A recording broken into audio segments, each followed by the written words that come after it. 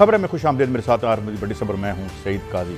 फवाद चौधरी साहब की ज़मानत में क्या रुकावट है, क्यों नहीं हुई और 2 दिन का उनको रिमांड पे भेज दिया गया है, इस हवाले से बात करेंगे। हिबा चौधरी साहब हमारे साथ होंगी थोड़ी देर तक। मरीम की वापसी हो रही है, मरीम नवाज साहबा की, और क्या ये जो फैक्शनल ये अफवाहें हैं या एक ग्रुप जो है वो बन चुका है, या आके मेरे ख्याल में ये भी कहा जा रहा है कि ये टास्क दिया गया है कि जो भी नाराज़ हैं लोग उनको मना के वापस लाया जाए। भट्टी साहब, इस हवाले से आपकी इंसाइट लेंगे। अप्रैल में इलेक्शन कराने की तजवीज़, मगर उसकी कौन अप्रूवल देगा और क्या इलेक्शन होंगे और इलेक्शन क्या वाकई हल है हमारी मसाइल का।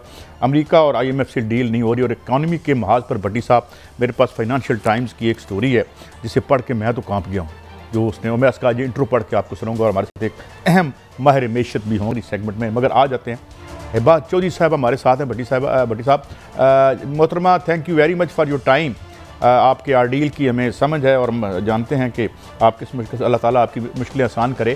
तो क्या कब पता चला आपको कि ये हुआ है, और जो चौधरी साहब से कोई रब्ता हुआ है आपका, कुछ उन्होंने बात की आपसे अपनी इस गिरफ्तारी के हवाले से? नहीं, बस कल आपने जैसे कि देखा, मीडिया दिखाई रहा था सारा केस जो कोर्ट में हेयरिंग थी। उन्होंने जी मुझे बस साथ रखा जब तक उनको, पहले तो 2 घंटे तक इंतजार कराया, कभी एक अदालत कभी दूसरी अदालत, पता ही नहीं था जी लाना कहाँ है। फिर जी finally decided to bring it, लेकिन फिर कहते जी रास्ता बनाएं, लोगों को कम करें। लेकिन लोगों को तो हम नहीं कह सकते कि अगर कोई उनकी मोहब्बत में, या PTI वर्कर्स आर देयर या पार्टी इज स्टैंडिंग देयर, तो we can not stop them कि आप लोग प्लीज यहाँ से चले जाएं, क्योंकि सिर्फ पेशी उनकी होनी है। उनको लाया गया जी, उनको 2.5-3 घंटे आर्ग्यूमेंट हुआ। आई मस्ट से जो सदर बार हैं कैसर इमाम साहब, very very very authentic argument and focused argument has been made under the law. बहुत अच्छा उन्होंने आर्ग्यू किया केस और पुटअप किया। और उसके बाद जी उनको हम पेम्स लेके गए, वहाँ पे उनकी हार्ट बीट थोड़ी सी तेज थी, बट पुलिस बहुत फोकस करी थी जी, हमने बस इन्हें लेके जाना है। तो डॉक्टर्स ने यही कहा कि देखें, जब तक इनके सारे ब्लड टेस्ट और इनकी इको हम टेस्ट नहीं कर लेते तो we would not allow you to take him in your custody. बस पुलिस ने रेजिस्ट किया और फिर हमने भी उनसे जी कहा कि जी लेट द प्रोसीजर जितना भी है एग्जामिन उसको होने दें, उसके बाद आप इनको ना अपनी कस्टडी में रखें। और ऑर्डर भी नहीं आया था उस वक्त तक, जज साहब ने अपना ऑर्डर नहीं सुनाया था। तो फिर जी सुनाया और उसके बाद उनको 2 दिन का रिमांड दिया। अभी तक जी वो पुलिस कस्टडी में है। बिस्मिल्लाहिर्रहमानिर्रहीम। हिबा साहब ये फरमाइएगा कि बड़ी साहब मुझे लगता है वक्ती तौर पर हमारा राब्ता जो है फ्री, मैं माफ़ी चाहता हूँ, वो तस्वीर फ्रीज हो गई थी। तो उन्होंने एक दास्तान तो हमें सुनाई जो उनकी गुजरी है उन पर। दास्तान में और दास्तान है जी, आप बोलते रहिए क्योंकि जब वो आएंगे, क्योंकि कल रात जब अमूमन गुलभूषण का भी ऐसा केस नहीं चला कि 2-3 घंटे हो एक 24A लगा देना एक साबिक वफाकी वजीर पर, एक सुप्रीम कोर्ट के वकील पर, बादिउल नज़र में मेरी समझ से बाहर आता है कि इतना जुल्म, ज़्यादती, नाइंसाफ़ी मादी में कभी नहीं हुई। हिबा साहब हमारे साथ है, तुराब साहब, अस्सलामुअलैकुम हिबा साहब। अस्सलामुअलैकुम जी। अच्छा, गुजारिश ये है कि उनके मोबाइल थे, गालबन उनका लैपटॉप था, क्या वो पुलिस ने आपको दे दिया? वो तो उनकी जाती मलकियत थी। क्या चीज जी? उनका मोबाइल फोन फवाद चौधरी साहब का और लैपटॉप? नहीं जी, अभी तक उनकी कस्टडी में, वो लाहौर में उनसे लिया था। और मैंने फवाद साहब से पूछा था कि मेरे जो सेलफोन, तो उन्होंने कहा जी वो लाहौर ही है, they have taken the custody of the phone. तो आपने कल जज साहब के सामने नहीं कहा कि, क्योंकि वो तो अभी तक उनका मोबाइल खुला है और सुना है कुछ लोगों को वहां से मैसेज लीक हो रहे हैं, आपके इल्म में ये बातें हैं? जी, मैसेजेस जी मेरी भी फ्रेंड्स को आ रहे हैं और मेरा भी पूछा जा रहा है कि जी उनका पर्सनल नंबर दीजिए, और काफी ज्यादा स्क्रीनशॉट्स हमारे पास हैं। उसके बाद जैसे ही उनको अबडक्ट किया गया, भट्टी साहब, उनको अगवा किया गया घर से, क्योंकि मैं इसको अरेस्ट नहीं कहूंगी प्लीज, ये अरेस्ट नहीं है। तो उसके बाद इमीडिएटली जब हमें पता ही नहीं था तो उनका ऑनलाइन हो गए वो, तो ऑनलाइन उनका फोन मुस्तकिल रहा है जब तक उन्हें कैंट कचहरी लाहौर में पेश नहीं किया गया। आपके ख्याल में उनका मोबाइल कहाँ है, किसके पास हो सकता है? ये तो बड़ी जाती प्रॉपर्टी थी, यहाँ उनका फर्ज था आपके हवाले करे, उनकी फैमिली के हवाले करे। ये कौन है जो ये गेम कर रहा है? आई हैव नो क्लू कौन लोग हैं जी। नहीं तो क्या आप समझते हैं मौजूदा हुकूमत को या अदारों को कोई मैसेज देना चाह रही हैं कि आपके मियाँ के साथ नाइंसाफ़ी हो रही है, कोई रोल अदा करें? अमूमन मैंने तो भट्टी साहब पिछले कोई 42 आवर्स हो गए हैं जी, मैंने तो ऑनरेबल चीफ जस्टिस को जितनी कहा है कि जी इसके ऊपर सो मोटो लें, केयर टेकर सीएम को मैंने रिक्वेस्ट की है कि जी देखें आपके पंजाब के केयर टेकर हैं, इसको इस तरह अबडक्शन करना, एक वो सीनियर लॉयर हैं, पार्टी एक वो पार्टी नेशनल बिगेस्ट पार्टी है पाकिस्तान की जिसको वो रिप्रेजेंट करते हैं, तो इस तरीके से अबडक्शन करना घर से 14 बंदे बेच के और गायब कर देना बंदे को, बताना नहीं वो है कहाँ, और कपड़ा डाल के भट्टी साहब वो जिस तरीके से कल उनको चॉइस साहब को उन्होंने पेश किया है, that was the turning point of my life कि मैंने अपनी जिंदगी में ऐसा मंजर देखा ही नहीं है जो था। नहीं देखें हिबा साहब, बड़ी बदकिस्मती है, हमने भी वो मनाजर देखे। चोइस साहब से मेरा भी कोई 20 साल का एहतराम का भाइयों जैसा रिश्ता है। अब तो भट्टी साहब ये मुझे थ्रेट कर रहे हैं कि जी घर से रात को बंदे भेजे हैं इन्होंने घर पे कि जी घर खाली करें, नोटिस हिबा साहब किसको थ्रेट कर रहे हैं? माफी चाहता हूँ जी, मुझे जी बच्चों को और मुझे ना घर पे लोग आ रहे हैं कि जी खाली करें घर, और आप क्या है कभी कोई नोटिस डिलीवर कर रहे हैं, कभी कोई नोटिस गवर्नमेंट की तरफ से आ रहा है। मैं बच्चों के साथ यहाँ पे अकेली हूँ, 2 मेरी बेटियां हैं, एक 5.5 साल की, एक 4 साल की, और मैं यहाँ पे अकेली। मेरे ख्याल में काजी साहब बड़ी तकलीफ दे बात है कि हिबा साहबा की दो माशाल्लाह राइट्स हैं, बेटियां रहमत होती हैं। हाँ, तो अगर के घर मैसेज पहुंचाया जा रहा है, हमारी तो गुजारिश है वजीर आला घर खाली करने की, मुझे समझे ये एक सरकारी घर तो नहीं है, जर्नलिस्ट है, तो यार उन्हें भी चाहिए कि इस पे कार्रवाई करे कि क्यों उन्हें थ्रेट किया जा रहा है। अब एक माँ जिसका शोहर, हिबा साहब आप सुन पा रही हैं हमें? जी जी जी, आपका डिस्कनेक्ट हो जाता है फोन, लेकिन आ जाती है वापस। अच्छा, हमें बड़ी तकलीफ हुई ये बात सुनने की, इस प्लेटफॉर्म से आप वज़ीर आला पंजाब एक सब जर्नलिस्ट हैं मोहसिन नकवी साहब, चीफ जस्टिस को कोई मैसेज देना चाहती हैं ताकि कम से कम मजीद नाइंसाफियत तो ना हो आपसे? किसी अदारे से कोई लड़ाई नहीं है, मेरी किसी पे तनकीद नहीं है, सारे इदारे मेरे लिए एक काबिल इज्जत हैं, क्योंकि मेरी अपनी पहचान है, मेरा अपना राइट है इस कंट्री में। तो मैं उनको यही रिक्वेस्ट करूंगी, chief justice honourable Islamabad, Lahore, Peshawar, जितने भी हैं हमारे ये जज साहिबान और हमारे चीफ जस्टिस हैं of Pakistan specially honourable, please इस केस को टेक अप करें। जिस तरीके से हमें ह्यूमिलेट किया जा रहा है, दैट इज अनएक्सेप्टेबल जी। अच्छा, कल रात से जब से जुडिशल रिमांड लिया है, जिसकी शायद बादिउल नज़र में बाद आईनी माहिरीन के मुताबिक जरूरत नहीं थी, आपका उनसे कोई राब्ता हुआ? आज मुलाकात हुई है सारा दिन आपकी उनसे? नहीं, चीफ तो कह रहे हैं जी रिमांड पे है ना, मुलाकात कैसे हो सकती है? वो किस जगह इस वक्त आपको पता है? किसी थाने में है, किस जगह है, किसी घर में रखा है? एहतियात के साथ उनको कचहरी लाया गया है, कपड़ा ढांप के, और वाइट सफेद कपड़ा पूरा डला हुआ है। I think we have a problem with this.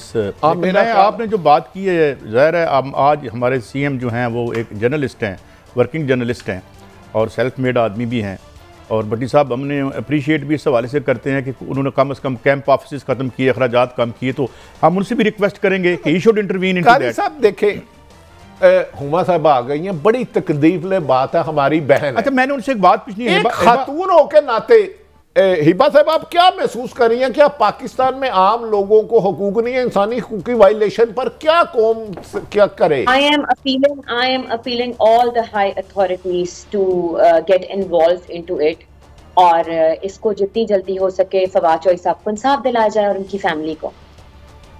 तो आप उनसे मुलाकात करना चाहेंगी? जिस्मानी रिमांड में मुलाकातें होती रही हैं, मैं अदालत खड़ी हुई हूँ, उनके केस लड़ रही हूँ, बच्चियां मेरी घर पे हैं मेरी मुलाजमीन के साथ, और पीछे बंदे आ रहे हैं जी।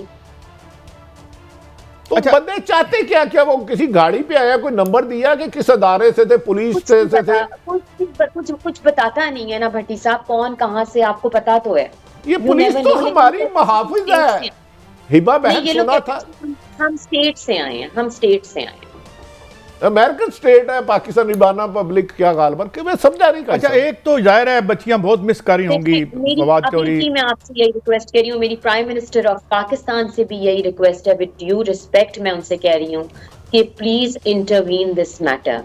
आप इस मुल्क के आपको आपके हवाले है ये मुल्क, और आपको इस अवाम आपको इलेक्ट किया है इन्होंने, तो मैं उनको कह रही हूँ कि प्लीज इसमें इंटरवीन करें और इनको जस्टिस दिलाएं जितनी जल्दी हो सके। अच्छा, आपकी पार्टी की तरफ से भी क्या कोई, यानी आप समझती हैं कि ठीक तरीके से टेकअप करें? आज सदर साहब ने गालबन बयान भी दिया है लाहौर में उनके हवाले से, तो पार्टी आपके राब्ते में है? खान साहब का आज भी जी फोन आया है, मेरे से राब्ते में खान साहब, चेयरमैन साहब इमरान खान साहब, और बहुत अच्छे तरीके से they are taking care of me and my children. उन्होंने कहा आपको परेशान होने की ज़रूरत नहीं है, इंशाल्लाह हम पार्टी मेरे साथ खड़ी है। लेकिन मैं सबको अपील एज अ वाइफ करूंगी जी, क्योंकि पार्टी पॉलिसी जी जो है, जो वो फिर पीटीआई के जो हैं पॉलिटिशियंस, वो फिर आप लोगों को उन पे प्रॉपर जवाब देंगे, मैं उस पर कॉमेंट नहीं जी करूंगी। लेकिन पार्टी खान साहब का फोन आ जाता डेली आया। अच्छा, सर ये रहनुमाई फरमाया, क्या बच्ची हैं वालिद साहब को सुबह से कोई उन्होंने कहा हमने अपने वालिद साहब को मिलना है? छोटी तो बड़ी मासूम बच्ची है, 5.5 साल, तो कोई एज नहीं है जी। बस मैनेज कर रहे हैं जी। ऑब्वियसली नजर पड़ती है टीवी के ऊपर और फिर पूछती भी हैं जो बड़ी नसा हैं, तो बस मैनेज कर रहे हैं जी। तो क्या उसने बात की आपने अपने वालिद के मुतालिक? बड़ी बेटी आपकी ने आज कोई, मेरे ख्याल में कुछ ज़्यादा बार बार इंटरप्शन हो रही है। मैं तो बड़ी साहब, मेरे तो आंसू आ गए। तो आप साहब मेरा ख्याल है उनकी भी दिलादारी हो रही है। हम तो, लेकिन मैं जो बात बड़ी साहब इतनी बात करूँ, अपने प्राइम मिनिस्टर साहब से रिक्वेस्ट करते हैं, सीएम साहब से रिक्वेस्ट करते हैं, और हम ये जी हम भी अपने प्लेटफॉर्म से हिबा साहिबा हम भी जो है वो पीएम साहब से भी रिक्वेस्ट कर रहे हैं। सीएम साहब हमारे तबके के हैं, फवाद चौधरी मेरी जनरल उनके हमा पहलू, मेरे वो कुलीग भी एक ज़माने में हम थे एक चैनल में, तो हम तीनों हवालों से हम ये रिक्वेस्ट करेंगे कि उनके जो लीगल राइट हैं वो उन्हें मिलें, और हम सीएम साहब से दोबारा रिक्वेस्ट करते हैं और पीएम साहब से कि प्लीज़ इंसाफ दिलाने में। कोर्ट ऑफ लॉ के तहत आपने जो अपनी कार्रवाई करनी है ना, वो मुल्क छोड़ के जा रहे हैं, उनका जीना मरना इसी मुल्क में है। जो प्रोसीजर है, जो तरीका है, उसको आप अपनाइए और फॉलो करें, लेकिन ये ना करें कि पहले बंदा अगवा करें, उसके बाद उसको गायब कर दें, फिर एक FIR 40 मिनट के बाद टीवी पे आ जाए और उसके बाद आप उनको अचानक कोर्ट में पेश कर दें। मीडिया लाहौर में आप रहनुमाई फरमाए उन्हें किस वक्त और किसने गिरफ्तार किया था? ये तो अदालत में मुख्तलिफ पुलिस बयानात बदल रही है इस्लामाबाद जी। ये देखें, उनको तो लाहौर से अरेस्ट किया है ना, ये तो फिर आपको लीगली वो बताएंगे कि किसकी जुरिडिक्शन में क्या चीज आती है। लेकिन केस इस्लामाबाद का है, तो पहले उनको लाहौर में उन्होंने कहा कि जी हाई कोर्ट पे पेश करें, वहां पेश नहीं हुए। फिर फारूक हबीब साहब का आपने वीडियो देखी होगी कि जिस तरीके से वो गाड़ी रोक रहे थे और वो उनको जिस तरीके से मोटरवे पे लेके इस्लामाबाद के लिए रवा दवा होगा। बच्चे साहब, हम जो है अपने प्लेटफॉर्म से रोज़ाना ये आवाज़ उठाते रहेंगे इंसाफ के लिए और जो उनके राइट्स हैं उसके लिए, एंड वी रियली एक सॉलिडेरिटी भी आपके साथ इसका इज़हार करें। बहुत शुक्रिया, आपने हमें वक्त दिया।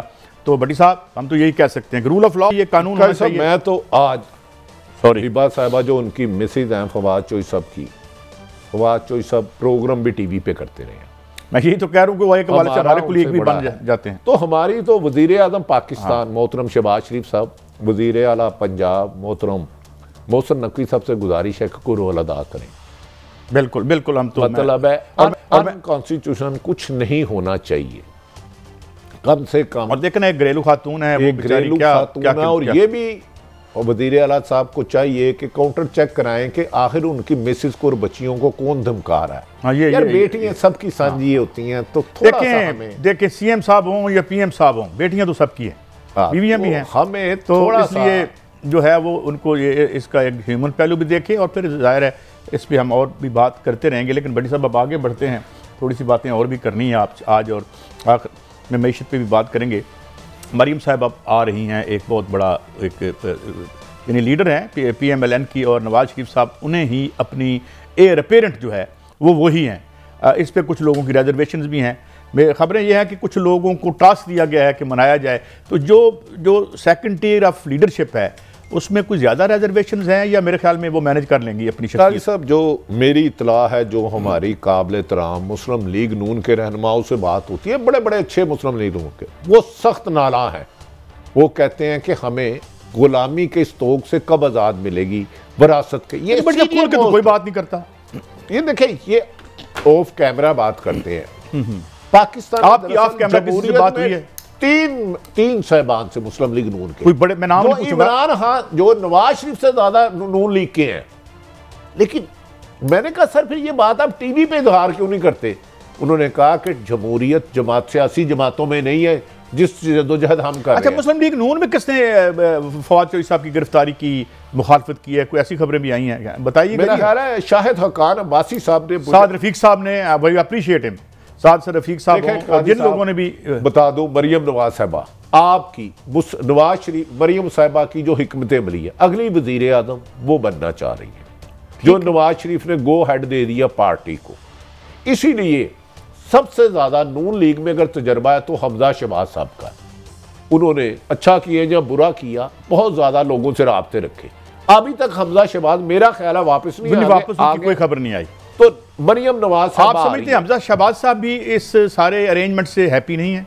काजी साहब, उसने जब मुशर्रफ साहब के साथ डील करके नवाज शरीफ गए तो हमजा शहबाज सिर्फ पाकिस्तान में रहे, जमानती के तौर पे थे, जमानती पे, और 8 से 18 तक थ्रू आउट इन्होंने सारी चीजें डील की। इमरान खान के दौर में भी हमजा शहबाज तकरीबन गालबन 22 माह काफी देर गिरफ्तार रहे नैब वो उसमें। लेकिन अब आपने हमजा शहबाज को मक्खन में बाल की तरह निकाल दिया। वो इसका इजहार ना करें, उनका हक है, तरदीद कर दे। लेकिन इस तरह 50-50, 80-80 साल के लोगों पर, जिनका 40-40 साल का सियासी तजर्बा है, आप नाबालग सियासतदान रवायत तो यहाँ पे यही है ना। अब भुट्टो डायनेस्टी बन गई है। वैसे तो शहीद हुए हैं उनके लीडर जुल्फ़िकार अली भुट्टो का बड़ा कंट्रीब्यूशन था, मोहतरम बेनज़ीर भुट्टो। लेकिन अब वही फैमिली डायनेस्टी चलती है। वालिद की जायदाद बेटे को मिलती है, ये जायदाद है, सियासत अब जायदाद के तौर पर ही है। अदब एहतराम से, सियासत जमहूरियत तो एक इबादत है। अगर ईमानदारी से की जाए, लोगों की खिदमत समझ के, लोगों के मसाइल हल। हाँ, अगर लूट मार के लिए आपने मनी लॉन्ड्रिंग कंपनियां बनानी है, कमीशन माफिया करना है, बैरून मुल्क अरब रुपए बनाना है, तो वो बात नहीं, फिर आप विरासत करेंगे। अब राना सनाउल्लाह साहब की खुद मूछें साफ हुई थी, ये उस हालत में असेंबली और हमने इनके साथ उस वक्त भी सॉलिडारिटी शो और जब इन पे मंशियात का केस पर्चा हुआ तो हमने उसी दिन कहा ये पर्चा गलत है। हाँ, लेकिन मुझे अफसोस और मैं एक और भी बात, राना सनाउल्लाह साहब भी अब भट्टी साहब वज़ीर दाखिला काजी साहब, मुझे बात रहा, अब ये लाकानूनियत रोके, इनके फराइज में शामिल है। और ये तो खुद गुजरे हैं उस तकलीफ से। और मैंने ये सुना है कि इन्हें कोई 5 स्टार 7 स्टार फैसिलिटी नहीं थी इनके पास जेल में। नहीं देखे, बड़ी कहते हैं वो तो वहां पे ख्वाजा साद ने भी बहुत ज्यादा जेल काटी है। लेकिन मुझे इन जैसे लोग भी, उनको तो मैंने खुद जेल में देखा है एक दिन, जो नहीं बोलते यार, आज इस बात पे खुश ना हो कि इमरान खान कल तुम्हारी बारी होगी, परसों किसी और ये क्यों नहीं सोचते पॉलिटिशियंस? सिर्फ ये सोचे कि कल बारी इनकी होगी। मुझे खुद अहम शख्सियत ने कहा था शरीफ फैमिली पे क्रॉस है। वो डू यू थिंक कि कोई आदमी बंद कमरे में बैठ के किसी लीडर पे कांटा लगा सकता है? नहीं, ये अवाम लगा सकती है, वोट की एक पर्ची से, हुक्म शाही से नहीं, रंगीले हुक्म से नहीं। मैं आपको भट्टी साहब एक बात बता दूं, खान साहब से भी हमारी बात हुई थी, आप भी मेरे साथ थे। खान साहब अगर एक तहरीक की सूरत में सामने नहीं आते, भट्टी साहब वोट उनके पास है, लेकिन क्या उनके पास वो वर्कर है जो पीपल्स पार्टी के पास किसी जमाने में था? अब तो उनके पास भी नहीं है। नहीं, पीपल्स पार्टी ने तो बड़ा मायूस किया। अगर बेनज़ीर शहीद भुट्टो होती ना, आज बिलावल भुट्टो का नवासा, बेनज़ीर का बेटा, मजामत नहीं कर रहा इन केसों की, बेनज़ीर साहिबा होती ना, उनके शहीद होने से 10 दिन पहले काजी साहब, मेरी उनसे तवील मुलाकात हुई, अल्लाह उनके दर्जात बुलंद करे। लेकिन आज इंतकामी कार्रवाइयों पर पीपल्स पार्टी का खामोश रहना मेरे लिए अफसोसनाक है कि ये भुट्टो की और बेनज़ीर की पार्टी थी कभी। बड़ी साहब, एक मुझे बात समझ नहीं आती, मुझे बताएं, हमारे साफियों पर किसी जुल्म होता है तो हम जाती, अगर हमारी रंजिश हो भी, मैं मिसाल देता हूँ कि जब इमरान रियाज खान का केस था तो हामिद मीर और उनकी बड़ी चश्मक चल रही थी आपस में, लेकिन उन्होंने टीवी पे आके सपोर्ट किया था। ये सियासतदान क्यों खुश होते हैं एक दूसरे को तकलीफ में रखते हैं? सब ये गलत करते हैं, ये क्यों नहीं अपनी एज बुल्ले शाह कहता दुश्मन मरे तो खुशी ना करिए सजना भी मर जाना है। वो अल्लाह के बंदो गैर कानूनी काम के आगे खड़े हो जाओ, दीवार बन जाओ, कोई भी ज्यादती करे तुम्हारा लीडर करे। लेकिन कैसा, मुझे अब एक बात बताएं, छोड़ दे, क्या अब अगर मरियम नवाज अगर पार्टी इलेक्शन जीत जाती है या जब भी होते हैं, एक बड़े सवाल है इवन बट, क्या फिर शहबाज शरीफ वफाकी वजीर बनेंगे मरियम साहबा के समय? अगर मरियम नवाज इलेक्शन जिता दिया जाता है, मेरा नहीं ख्याल वो कैबिनेट में बैठेंगे फिर। नहीं तो वजीर आजम होंगे, तो नहीं तो वजीर दाखिला बन सकते अगर हैं। मरियम साहबा वजीर प्राइम मिनिस्टर बनती हैं जिस तरह की उनकी वालिद साहब की ख्वाहिश है, मैं ये नहीं कह रहा बन रही है, खैर तारीख, क्योंकि इलेक्शन सर्वे तो कह रहे हैं इमरान खान 2/3 मेजोरिटी से वजीर आजम बनने से कोई नहीं रोक सकता अगर शफाफ इलेक्शन होते हैं।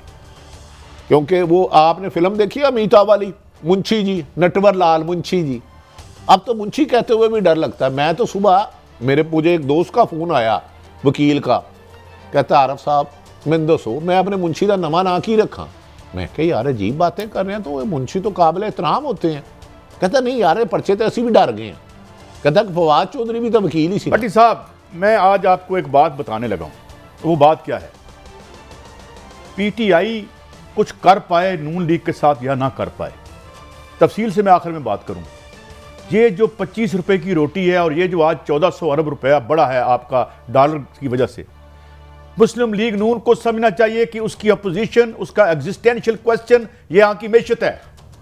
काजी साहब और तहरीक बन रही है नीचे, ये भी मैं बता दूं, 15-20 रुपए इमरान खान और नो इमरान खान। काजी साहब अर्ज सुन ले, एक पास से 15-20 रुपए तारीख का बुलंद तरीन डॉलर की कीमत में इजाफा हो रहा है, दूसरी तरफ आसफ अली जरदारी के पता नहीं कितने अरब का केस है, वो नैप ने वापस कर दिया। देखिए कारी साहब, अगर हुकूमत सफर करिए केस भी तो खत्म करा रही है, इस तरह ना करें यार, थोड़ा सा उन्हें मार्जिन दे। अरबों रुपए के केस आपके खत्म हो रहे हैं, अरबों रुपए के। ओ भट्टी साहब वो तो ठीक है, उन्होंने उस पर हम बहुत बोले हैं, आइंदा भी बोलते रहेंगे। यहाँ पर यही मसला है कि यहाँ पर इमरान खान की इस बात से मैं 100% इत्तफाक करता हूँ कि यहाँ एक तबकाती एप्लीकेशन ऑफ लॉ होती है, यहाँ पे बड़ा बचता है और छोटा मारा जाता है। मगर इस वक्त पाकिस्तान की हुकूमत की अपोजिशन PTI से ज्यादा IMF है। मैं नहीं मानता आपसे, क्योंकि IMF होती तो 4 महीने पहले IMF से डील कर लिया जाता। जब हुक्मरानों तो है वो नहीं करे डील, हुक्मरानों को ये गारंटी दे दी जाए कि आप अवाम की बेशक डिफॉल्ट कर दो, तबाही कर दो, आपकी हुकूमत नहीं जाएगी और आपके केस भी हम ख़त्म करेंगे, तो कादी साहब फिर वो अवामी मफाद की बजाय जिसने हुकूमत दी है उनकी खुशामद करेंगे। एक नेचुरल बात है, एक हकीकत से चश्मपोशी करना कोई मुनासिब नहीं है। आप साहब है। मैं आ रहा हूँ ब्रेक की तरफ जा रहा हूँ और फिर अभी वापस आ रही पंजाब की काबीना में। कब आएंगे? पंजाब की काबीना में तो आपके बहुत से दोस्त भी आए हैं, मुझे पता चला है एक वैन साहब आपके बड़े मोहब्बत करते हैं आपसे। मेरे लिए सारे काबिल एहतराम है। हम एक क्वालिटेटिव जायजा लेंगे कि मोहसिन नकवी साहब की जो एक कैबिनेट है उस क्वालिटेटिवली वो कहाँ है और कैसे डिलीवर कर पाएगी। एक ब्रेक के बाद हाजिर होते हैं, हमारे साथ रहिए।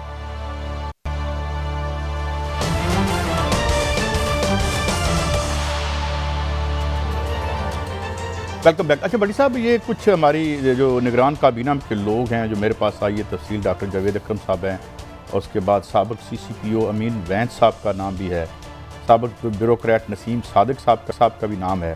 तो ये हम तक नाम अभी तक पहुँचे हैं।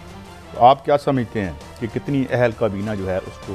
भाई सब इत्तफाक है, कमो बेशतर सबको ही मैं ज़्यादा जानता हूँ और बहुत ज़्यादा जानता हूँ। अमीन अवैस साहब लाहौर में CCPO लाहौर रहे हैं, DIG इन्वेस्टिगेशन रहे हैं, अब वो रिटायर हो चुके हैं।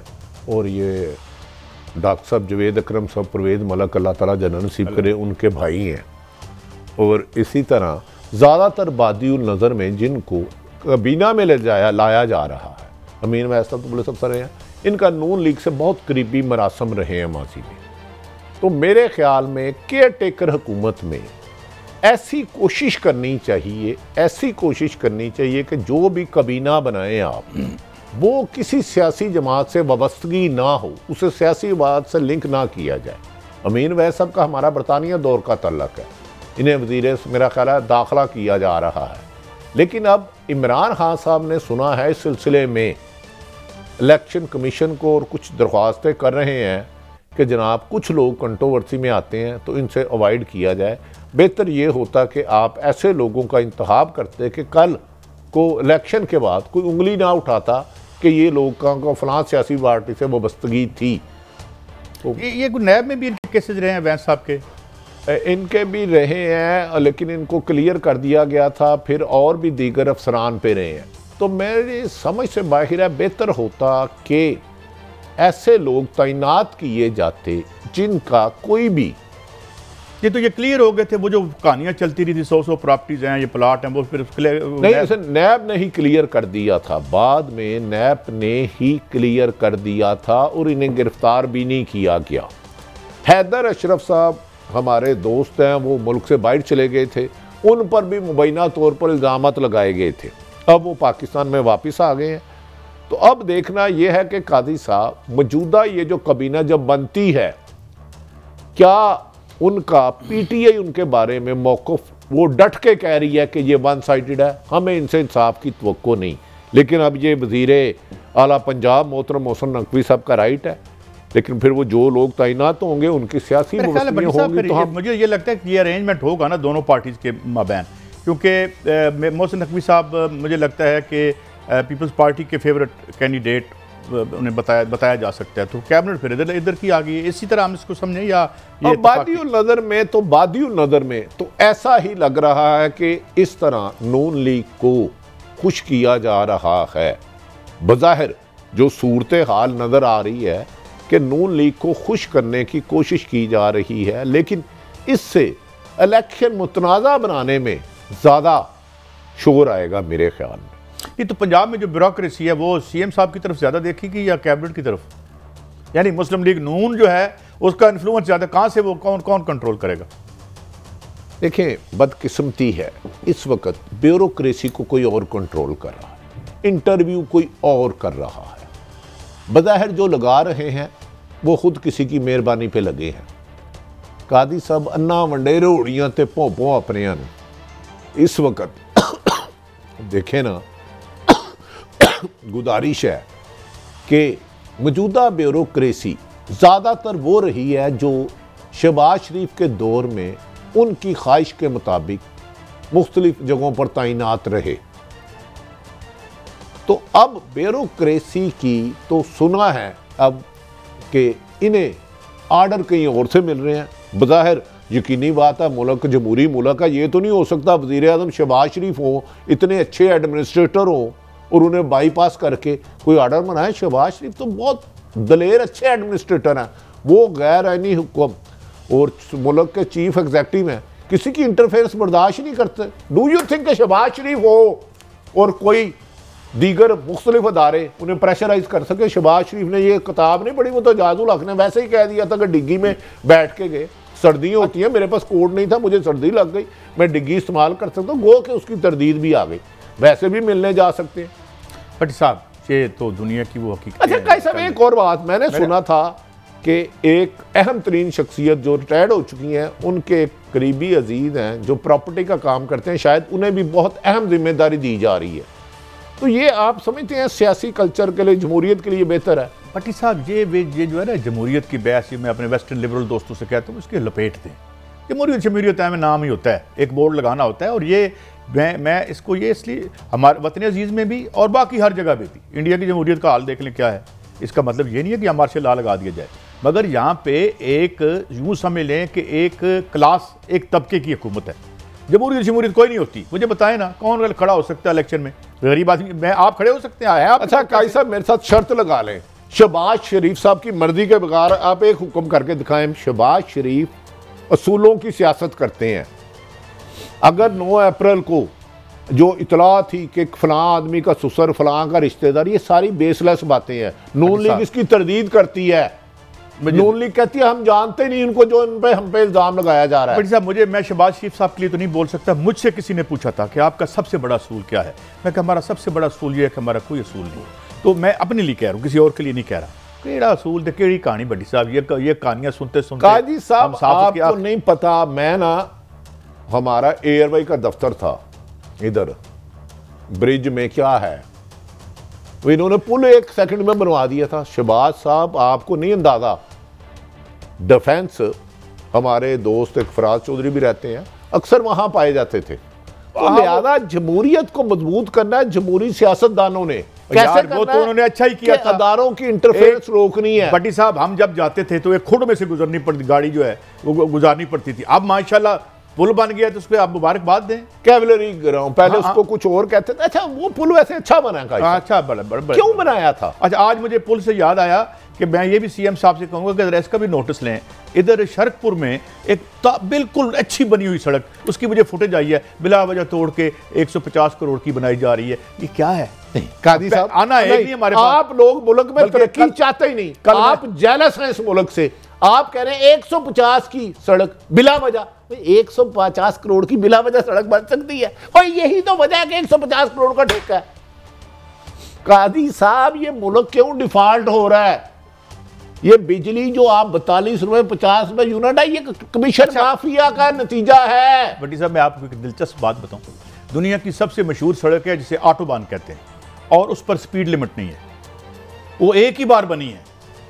और कई मुझे पाकिस्तान में एक ही मशहूर सड़क है जो मैंने देखी, और यहाँ हर साल सड़क बनती है, हर साल टूटती है। मैंने एक ही सड़क देखी है जो सिग्नल फ्री है, लूटमार रोड, लूटमार। कल मैं इसकी फुटेज मेरी चाहे चाहे मार्टन, चाहे कहीं मर्जी जाए, ये रोड में इसको मैंने स्पीड से जाते हुआ देखा लूटमार को। इसके रास्ते में मैंने बैरियर नहीं देखा। इसका मतलब है कि ये जो पब्लिक फंड्स होते हैं, ये सबसे बड़ी वारदात यही है। ये फंड होते हैं, लेकिन इनकी नीयत में गंद होता है, उसमें से कमीशन खाते हैं। एक हेल्थ के प्रोजेक्ट में मैंने काम किया काजी साहब, अस्पताल के, उसमें 40% कमीशन खा दी गई जो जिंदगी बचाने वाली अद्वियात लेनी थी। अच्छा भट्टी साहब, मुझे आगे बढ़ना है। अप्रैल में इलेक्शन की तजवीज़ दी है इलेक्शन कमीशन ने, और उन्होंने कहा जी पैसे दे तो करवा देते हैं। कल की खबर ये थी कि सिर्फ 18 बिलियन इलेक्शन कमीशन के पास है, 70 अरब चाहिए, और सड़कें भी बनानी है 150। मैं अभी देख रहा था, फुटेज आई है मेरे पास, कल दिखाएंगे ना अपने नाजरीन को। काजी साहब, आपके हुक्मरान ने नहायत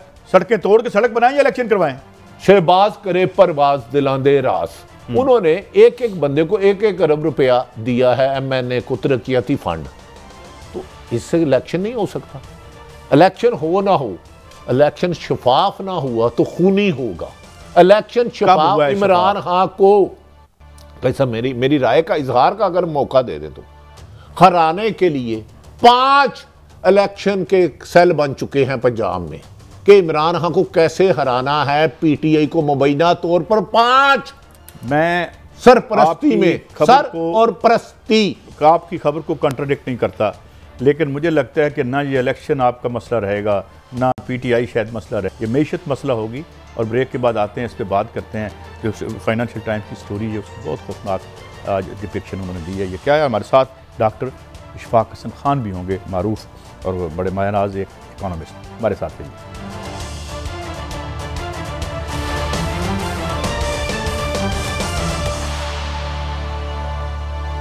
वेलकम बैक नाज़रीन। हमारे साथ मायनाज इकोनॉमिस्ट जनाब डॉक्टर इशफाक हसन खान साहब, जो नस्ट के प्रिंसिपल भी हैं। ये अक्सर आज मेरे सामने एक स्टोरी है डॉक्टर साहब, thank you very much for your time. ये स्टोरी में मुझे ऐसे ही लगता है कि जैसे आपकी जो गुफ्तगू हमारे शोज़ में होती रही है, किसी ने ट्रांसक्राइब करके तो उसकी स्टोरी बना दी है।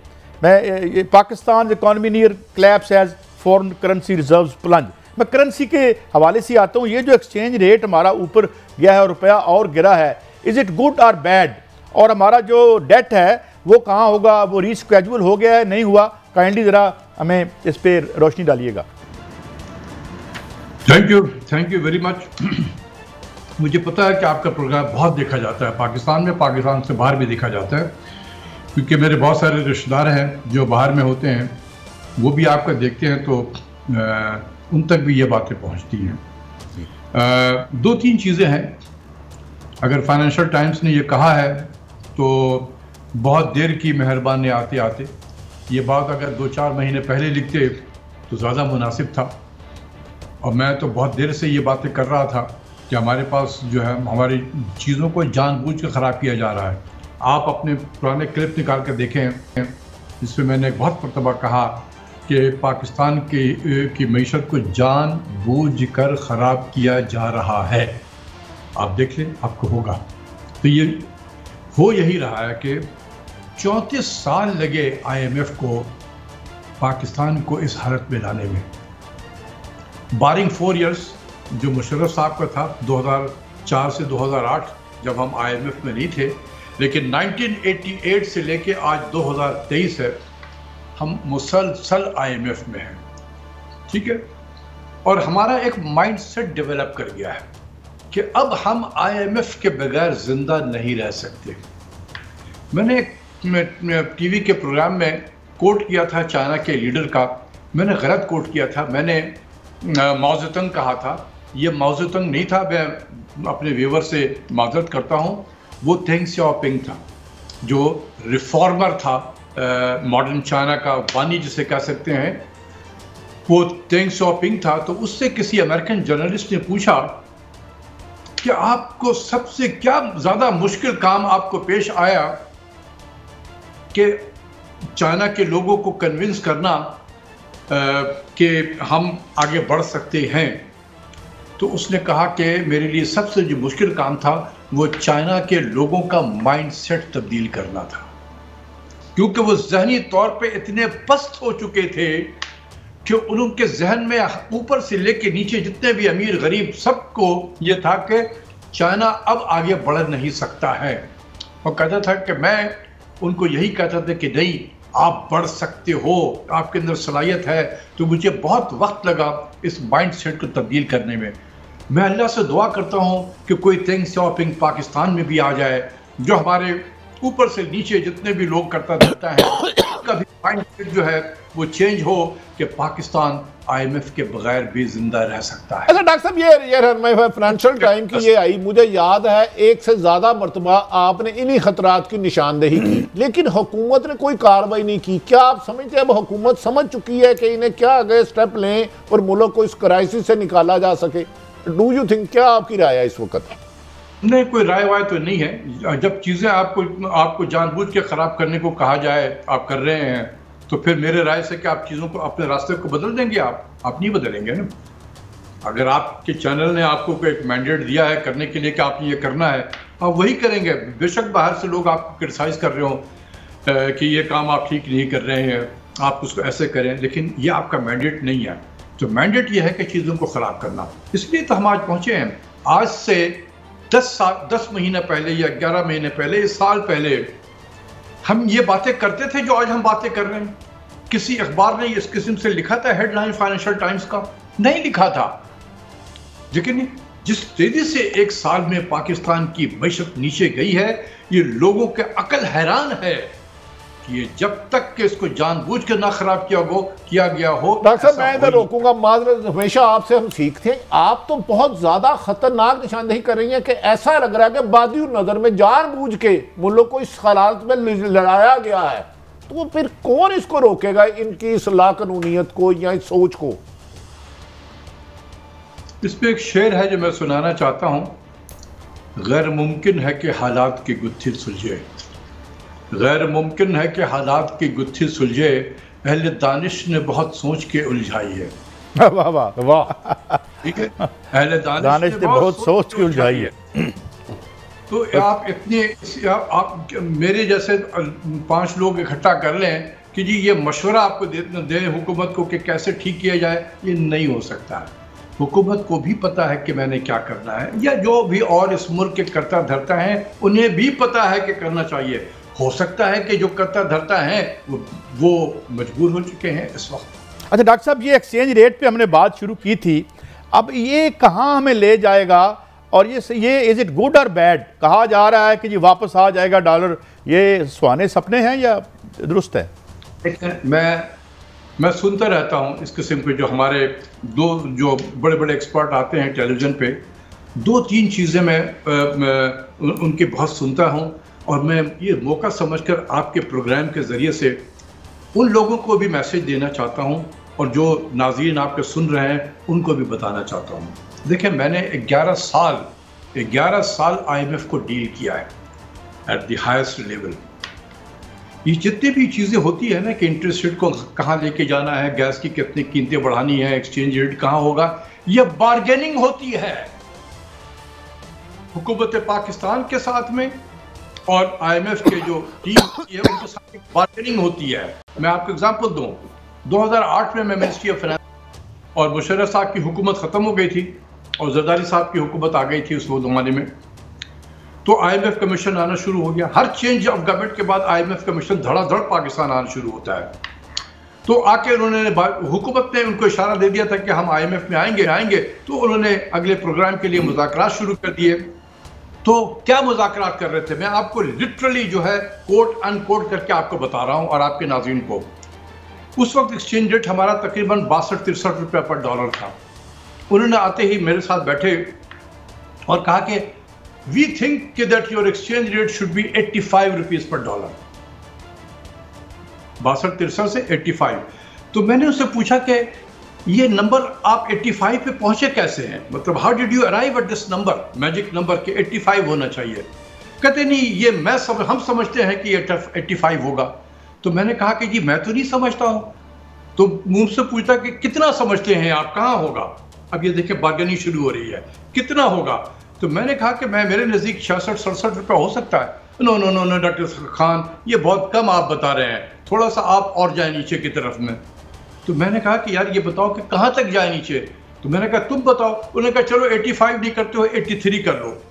अब हम बार्गेनिंग कर रहे हैं, मैं 67 से ऊपर बढ़ रहा हूँ और वो 80-85 से नीचे आते आते हम कहीं 70-72 पे जाके तय हो गया हमारा।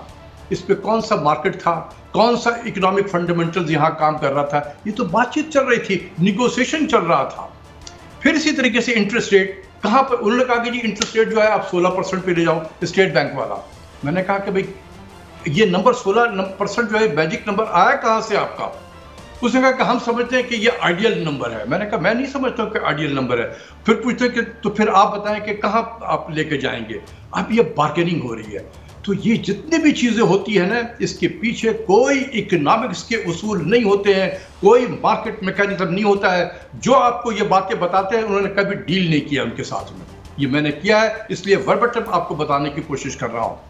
तो ये जो अभी हो रहा है ना, इसमें ना स्टेट बैंक का कोई कमाल है, ना हमारे वजीर खजाना साहब का कोई कमाल है। ये उनके साथ एक तय हुआ होगा इसी तरीके से बार्गेनिंग करके कि आपने एक्सचेंज रेट को कहाँ पर लेके जाना है। हमें नहीं पता है, ना आपको पता है, ना मुझे पता है। ये उन्हीं को होगा जो उस मीटिंग में बैठे होंगे जहाँ पर ये तय हुआ होगा कि हमने यहाँ लेकर जाना है। अब ये है कि हम एक झटके में वहाँ पहुँचेंगे या 10 दिन में पहुंचेंगे या 1 हफ्ते में पहुंचेंगे, ये अब हम हुकूमत डिसाइड करेगी। तो इसके पीछे कोई मार्केट मैकेनिज्म नहीं होती है, ये मैं आपको बता दूं। ये बार्गेनिंग होता है, क्योंकि हमारी बार्गेनिंग पावर अब जीरो हो गई है, zero. We don't have any bargaining power. इससे बेहतर IMF जो है कभी भी किसी मुल्क को इस हालत में जो है नहीं देखा होगा जितना हम बेबस हो चुके हैं। अच्छा डॉक्टर साहब, आपने अभी फरमाया जैसे आप नेगोशिएशन करते थे कि आप 67 से वो 85 से नीचे आते रहे। अगर हुक्मरान इसी एजेंडे पर होकर मुल्क को डिफॉल्ट पे ले जाना है तो फिर कौन एफर्ट्स करेगा? अब ये तो जो लोग और भी करता धरता है इस मुल्क में वो जाने वो समझे। मेरा काम है अजान देना, मस्जिद में नमाजी को लाना मेरा एजेंडा नहीं है, ना मेरी जिम्मेदारी है। मैं अजान दे सकता हूँ, मैं बता सकता हूँ, बाकी फैसले जो करने हैं कि मस्जिद में जाना चाहिए नमाज पढ़ने के लिए या नहीं, वो नमाजियों पर डिपेंड करता है। अच्छा डॉक्टर साहब, जो आपकी पॉइंट ऑफ व्यू है और जो हम आपसे बड़ा सीखते भी हैं, मैंने एक वीडियो देखी डॉक्टर अकबर जैदी साहब की और डॉक्टर कैसर बंगाली साहब की, मुझे नहीं पता कितनी पुरानी है। उसमें उन्होंने बरमला ये कहा था कि ये IMF के प्रोग्राम्स हमें आ रहे हैं to bring us to our knees, हमें घुटनों के बल करने को। तो क्या समझते हैं कि उनकी ये थ्योरी या जो भी कॉन्स्पिरेसी थ्योरी थी इसमें अब क्रेडेंस है और ये क्रेडिबिलिटी है उसमें? मेरा नहीं ख्याल है कि कॉन्स्पिरेसी थ्योरी थी, वो बिल्कुल हकीकत बयान कर रहे थे। मैं भी यही तो कहा कि आपको कि 34 साल में उनको लगा हमें यहाँ तक पहुँचाने में। अगर आप उस इदारे के कोई अफसर हों और मैं एक न्यूक्लियर 225 मिलियन वाला न्यूक्लियर एंड मिसाइल पावर वाला मुल्क हूँ, मैं आपके सामने बेबस हुआ हूँ। आप जिस तरीके से दाएं से बाएं से जहां से मुझे तमाशा मारे, मैं सिर्फ गाल अपना आगे पीछे करता रहूंगा, क्योंकि मैं कुछ नहीं कर सकता हूं। ये हमारी सिर्फ एक रहनुमाई फरमाएं, ऐसे में हमसे कोई गैर मुल्की ताकतें ऐसी शरायत तो नहीं कर सकती जो हमारी सिक्योरिटी से कंप्रोमाइज, खुदा ना खास्ता अल्लाह ना करे, उस तरफ इशारा हो? Do you think?